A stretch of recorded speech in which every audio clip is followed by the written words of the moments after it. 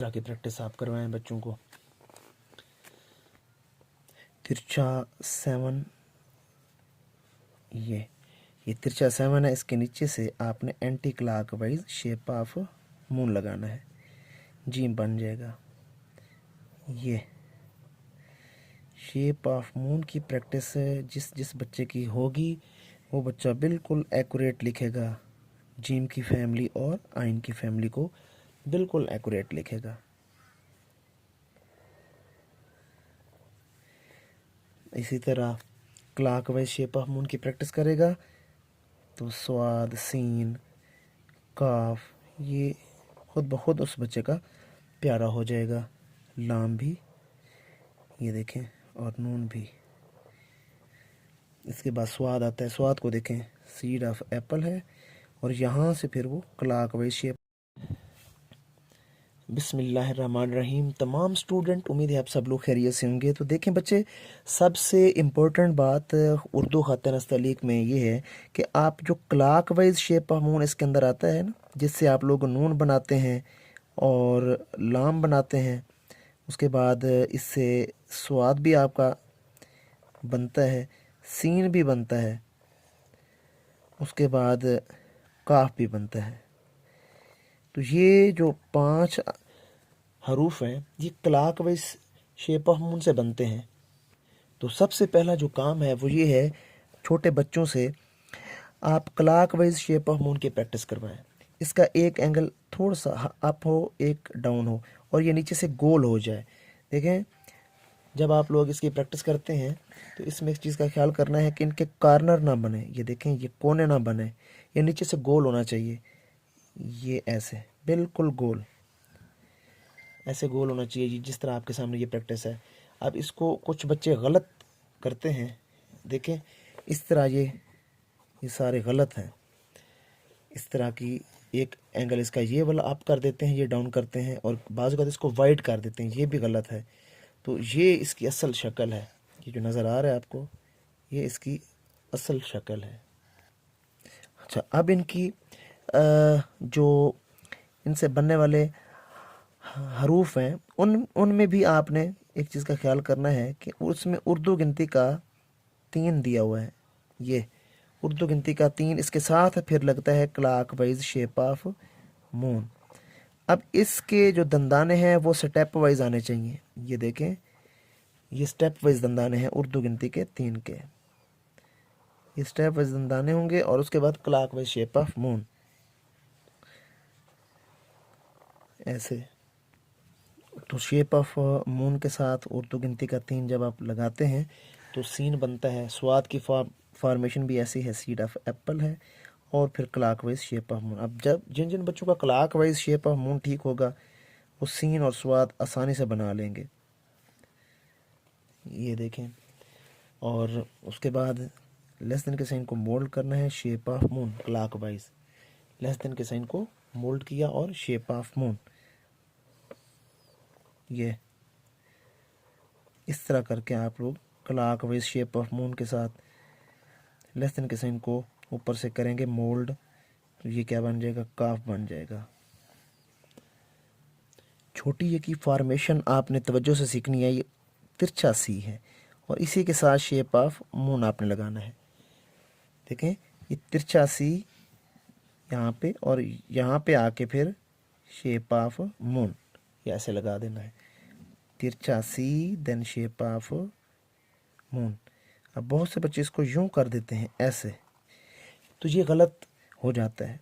अब ये ब्रैकेट जहाँ पे आपने यहाँ पे रखी है ना ब्रैकेट, इसका एक एंगल आगे एक पीछे है। अब यहीं से एक और ब्रैकेट बाहर की तरफ निकाल के ले जाएं, देखा।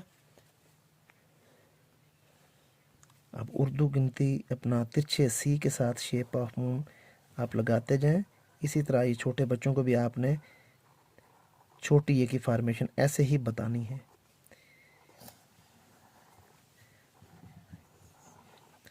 ये आपके छोटी ये ठीक हो जाएगी इस तरह की प्रैक्टिस से।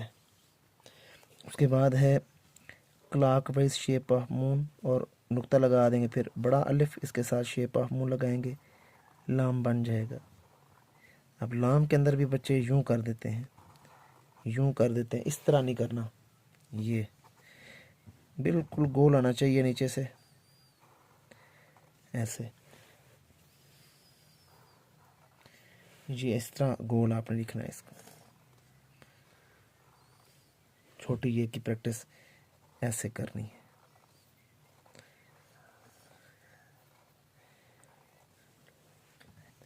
इस तरह की प्रैक्टिस जब आप रोज़ाना की बुनियाद पे छोटे बच्चों को सिखाएंगे तो हरूफ तहज्जी मेन चीज़ है, हरूफ तहज्जी उनको ठीक हो जाएगी। और इन शेप्स का बहुत ज़्यादा ख्याल करना है, इन शेप से काफ़ी ज़्यादा हरूफ आ रहे हैं। ये देखिए कला का वही शेप, अब उनसे काफ बन रहा है, स्वाद बन रहा है, सीन, लाम, नून। अब आते हैं एक और शेप के ऊपर जो anti clockwise shape of moon है।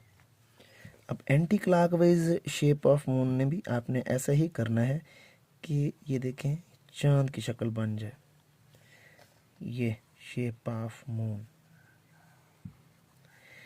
अगर मैं इसको ऊपर से मिला दूं तो ये एग भी बनता है। इस तरह आपने इनकी प्रैक्टिस करनी है। अब इनसे बनेगा क्या क्या, और से देखें तिरछा 7 जब इस शेप ऑफ मून के साथ लगाएंगे तो जीम बनता है, ये देखिए। इसी तरह तिरछे 4 को जब इनके साथ अटैच करते हैं तो आइन बनता है। जीम और आइन की फैमिली इनसे बन रही है। ये बेहतरीन तरीका है छोटे बच्चों को इस तरह फॉर्मेशन के साथ हरूफ तहज्जी सिखाने का। तो सबसे पहले आपने anti clockwise shape of moon की प्रैक्टिस छोटे बच्चों से करवानी है। बड़ों को भी यही सेम प्रैक्टिस चाहिए, छोटों को भी और बड़ों को भी। ये प्रैक्टिस आप अगर करवाना शुरू कर देंगे बच्चों को तो खुद ब खुद करवाएं बच्चों को। तिरछा 7, ये तिरछा 7 है, इसके नीचे से आपने anti clockwise shape of moon लगाना है, जी बन जाएगा।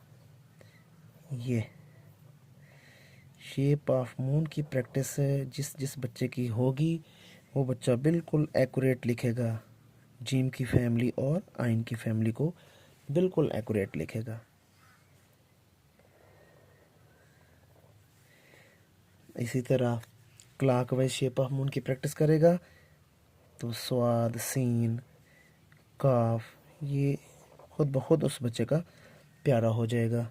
लाम भी, ये देखें, और नून भी। इसके बाद स्वाद आता है, स्वाद को देखें, सीड ऑफ एप्पल है और यहाँ से फिर वो क्लॉकवाइज शेप ऑफ मून डाल दे। इस तरह ये अल्फाज अपना हरूफ ठीक होंगे। अब शेप ऑफ बोट की फैमिली की तरफ आते हैं। शेप ऑफ बोट से बनने वाले एक बे होता है और बच्चे इसको यूं गलत करते हैं, ये कार्नर बना देते हैं, या बाज़ औक़ात इसको ठीक करते हैं, इसको अंदर कर देते हैं ऐसे, या फिर ऐसे करते हैं, दोनों को यूं कर देते हैं नून की तरह। तो ये सारे गलत हैं। इसको देखें, आपने हल्का सा ऐसे लैंड करवाना है, हल्का सा लैंड करे और उसके बाद बिल्कुल स्ट्रेट हो जाए इसका एंगल। फे में भी ऐसे करना है, कॉमा डालें, हल्का सा कॉमा डाल के उसके बाद शेप ऑफ बोट, ये फे बन जाएगा। उसके बाद काफ के अंदर ये बड़ा अलिफ लगता है, ये बड़ा अलिफ और काफ की कशक।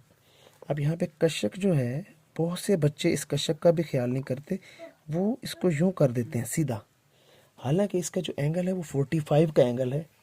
45 डिग्री पे ये लगना चाहिए, तब ये प्यारा लगता है। ये काफ है, इसका एंगल ये बनता है। उसके बाद छोटी या बड़ी, ये छोटा अलिफ, ज़ेर या ज़बर और शेप ऑफ बोट है, ये बे या बड़ी ये।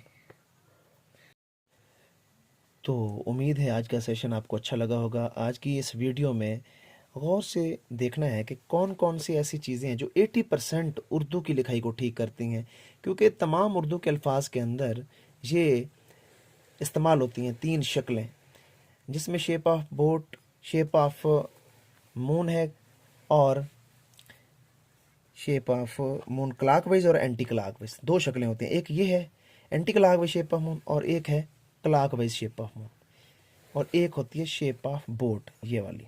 ये तीनों जो शक्लें हैं बहुत ज़्यादा इम्पोर्टेंट हैं। ये इस्तेमाल होती हैं उर्दू के ख़त नस्तलीक के पैराग्राफ के अंदर। तो 80% आपकी उर्दू इन्हीं चीज़ों से बनती है। तो अगर आप इन शक्लों की प्रैक्टिस करते हैं और हरूफ तहजी की प्रैक्टिस करते हैं तो फिर काफ़ी ज़्यादा चांस हैं कि आपकी जो राइटिंग है उर्दू की वो बहुत जल्द बदल सकती है। अब आपके पैराग्राफ के अंदर ये 3 शक्लें जब 80% आएंगी तो आप लोग उनको गलत करेंगे तो ज़ाहिर है आपका पैराग्राफ तो बदसूरत हो जाएगा। तो इसलिए ये वीडियो बहुत इंपॉर्टेंट है। मेरे चैनल को लाजमी सब्सक्राइब करना है। जो लोग ऑनलाइन सीखना चाहते हैं, मेरा व्हाट्सअप नंबर स्क्रीन पे शो हो रहा है। और जो पेरेंट्स अपने छोटे बच्चों की राइटिंग के लिए परेशान है वो मेरे से रब्ता करें। इंशाल्लाह बहुत जल्द उनके बच्चों की राइटिंग में इम्प्रूवमेंट लाऊंगा। अपना ढेर सारा ख्याल रखना। नेक्स्ट वीडियो में आपसे मुलाकात होती है। खुदा हाफिज़।